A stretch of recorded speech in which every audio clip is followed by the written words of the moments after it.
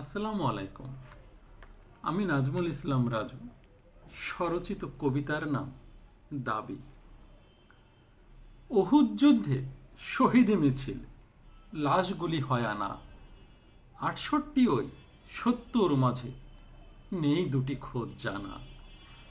ব্যাকুল চিত্তে শোকাহত নবী হামজা যে চাচা তার, আর জন হলো হানজালা সে সাহাবী কাছের ধার। আপন চাচার লাশটি নেই তো রাসূল বলিল তাই, খোঁজো দুজনারে সব দিক ঘুরে যেন ঠিকঠাক পায়। এমন সময় পর্দানসীন মহিলা আসিয়া বলে, মনে আছে নবী গতকাল এক বিয়ে দিয়েছেন দলে। রাসূল বলেন, সে তো হানজালা, চিনিল না কে বা নারী। বুকের ভিতর চলছে যাহার নিদারুণ আহাজারি।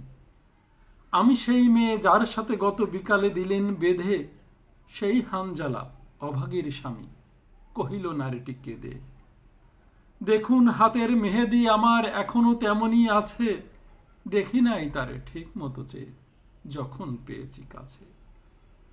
যাবার সময় চুমু দিয়ে মোরে বলে গেছে শুধু এই, বেঁচে যদি ফিরি দেখিবে আমারে, নয় পরকালে সেই। লাজেতে তাহারে বলিতে পারেনি ফরজ গোসল কথা, জিহাদের টানে ছুটে গেছে রনে একটি আরজি যথা। শহীদের জানি দেন না গোসল, দিয়েন তাহারে তবে, বিরোহিনী সেই নারীর দাবিতে কি কথা রাসূল কবে।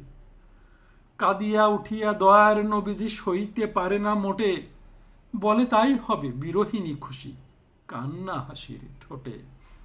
কান্নাতে তার আকাশ বাতাস, কান্নাতে চারিধার। হানজালার ওই খবর তখন আসলো যে কাছে তার।